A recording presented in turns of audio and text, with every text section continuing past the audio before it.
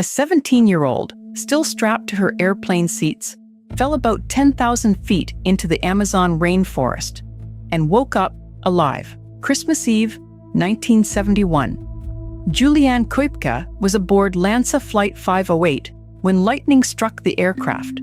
The plane suffered a structural failure and broke apart in mid-air over the Amazon rainforest. In the chaos, Koepcke fell approximately 3 kilometers, about 10,000 feet, still strapped to her row of airplane seats.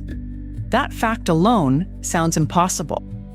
But the next part is even harder to process. She survived the fall. When she regained consciousness, she was alone in the rainforest below. She was 17 years old, and whatever had just saved her had not spared her from injury.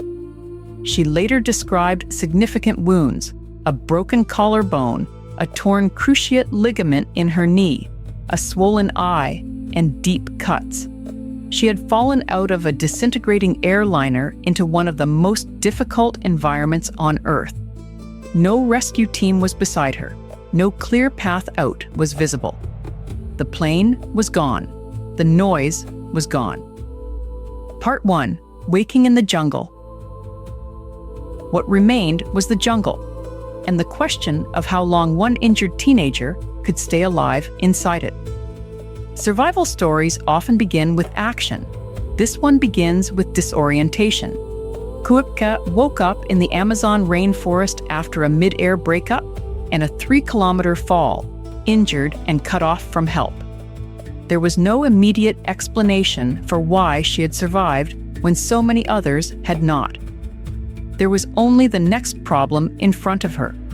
She had injuries that would have made ordinary walking difficult: a broken collarbone, a damaged knee, a swollen eye, and deep cuts. And yet the rainforest does not pause because someone is hurt. It closes in. It confuses distance. It turns every choice into a risk. In that condition, even deciding where to go becomes a life or death calculation. What she did have was something less visible than food or equipment: knowledge. Her parents were zoologists, and advice from her father would soon shape every decision that followed. But in the first stage, she was still in the aftermath, still trying to orient herself after an event so extreme that it almost resists narration. The tension now was no longer the fall. It was what came after surviving it. In a rainforest, surviving impact is only the beginning. At some point, Koepcke acted on a piece of advice from her father: find a small creek and follow it downstream. That single rule gave structure to a situation that otherwise offered almost none. In dense rainforest, trying to push through in random directions can mean moving in circles, wasting strength, and missing the few signs of human presence. Water offered a line to follow. So she found a small creek and waded downstream in the water for days. The choice mattered not just as navigation, but as discipline. Injured, alone, and in shock, she reduced survival to one continuing task: keep following the stream. Her supplies were almost non-existent. According to reports, she had only a small bag of candy for food. That detail says a lot about the scale of what she was facing. This was not a story of survival through gear, preparation, or abundance. It was a story of endurance under nearly total scarcity. And there was another grim reality beyond Koepcke's own struggle. Post-crash investigations later indicated that up to 14 other passengers had survived the initial fall, but died while waiting for rescue. That fact changes the meaning of every hour in the jungle. Survival was not decided only by the impact. It was also decided by what happened afterward, whether someone could move, make choices, and somehow keep going long enough to be found. Koepcke kept moving downstream for 11 days, not in a dramatic sprint, not in a single burst of strength, but over nearly 2 weeks of pain, uncertainty, and attrition. The injuries she carried from the crash did not disappear. The rainforest did not become easier, and each day without rescue raised the same unspoken question. Was anyone looking in the right place, and would she last long enough if they were? The number itself, 11 days, can flatten the experience if repeated too casually. 11 days means waking up injured again and again. It means measuring progress without roads, signs, or reassurance. It means relying on a childhood lesson and a little candy while the jungle keeps testing every weakness. This is also where Koepcke's story resists easy myth-making. There is no verified account here of superhuman certainty, no magical sense of direction, no romantic harmony with the rainforest. There is a teenager using what she knew: follow water downstream. Stay with the only logic available. Continue. That persistence becomes even more striking when placed beside the larger disaster. Lanza Flight 508 broke apart in mid-air on December 24, 1971. Koepcke would become the disaster's only ultimate survivor. But during those 11 days, she did not know the ending. She only knew the next step, the next stretch of water, and the possibility that stopping might mean disappearing into the forest like the wreckage itself. Part 2, the 10th day. On the 10th day in the jungle, Koepcke found a small hut.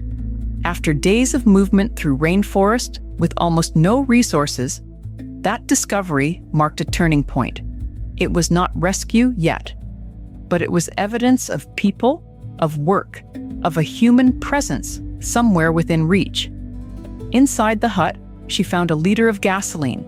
By then, one of her wounds had become severely infested with maggots.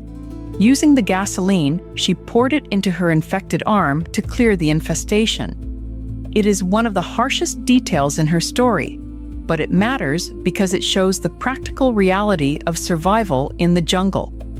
Even after enduring the fall and the trek, infection could still end everything. The hut also transformed the emotional landscape of the story. For days, Koepcke had followed a rule and a creek. Now there was proof that the route had led somewhere. Still, the tension remained. A hut can be empty. Signs of people are not the same as people. Relief can arrive too late.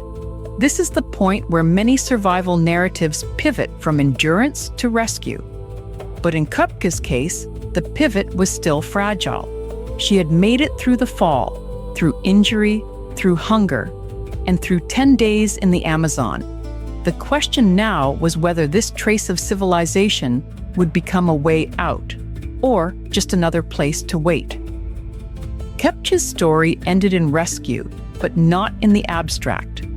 She was discovered by Peruvian lumberjacks. They provided first aid and transported her by canoe to safety.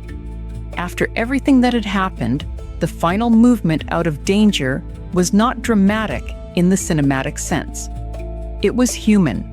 Other people recognizing an injured survivor, helping her, and getting her out. That detail matters because survival stories can narrow too much around the lone individual. Koepcke endured an extraordinary sequence of events, but rescue still depended on others. The lumberjacks became the difference between an 11-day trek and a tragedy at the end of it. By then, the scale of the disaster was becoming clearer. Post-crash investigations indicated that up to 14 other passengers survived the initial fall, but died while waiting for rescue. Koepcke was the only ultimate survivor of Lanza Flight 508. That phrase, only ultimate survivor, carries a heavy weight. It places her survival in direct proximity to many lives that were not saved. So the ending of the immediate story is not triumph in a simple sense. It is relief, yes. It is improbability made real. But it is also aftermath. A teenager emerged from the Amazon alive after falling from a plane and trekking alone for 11 days. And around that fact remained the silence of a crash that had taken almost everyone else. Many people know Juliane Koepcke because of what happened to her at 17. But the later chapters matter too. She went on to earn a PhD in biology. She later oversaw the Panguana Foundation and advocated for the protection of the Peruvian rainforest's biodiversity. That ending does not erase the disaster. It does something more interesting. It places the rainforest back into the story in a different way. The Amazon was the setting of her ordeal, the place where she was injured, alone, and nearly lost. Later, it was also the subject of her scientific life and conservation work. The same landscape that had framed her survival became part of her life's purpose. There is a temptation, with stories this extreme, to treat them as closed miracles, as if the important part ends the moment rescue arrives. Koepcke's life argues against that. The crash on December 24, 1971, remained a defining event, but not the only one. She survived a lightning strike, a mid-air breakup, a 3-kilometer fall, and an 11-day trek through the Amazon. Then she built a life in biology and rainforest protection. Maybe that is the most lasting way to understand the story, not just as an impossible survival, but as a life that continued with direction after the impossible happened. The fall is what the world remembers first. The work that followed is what gave that survival a future. If this story brought up difficult feelings, consider reaching out to local crisis support, a mental health professional, or emergency services in your area. If this story brought up difficult feelings, consider reaching out to local crisis support, a mental health professional, or emergency services in your area.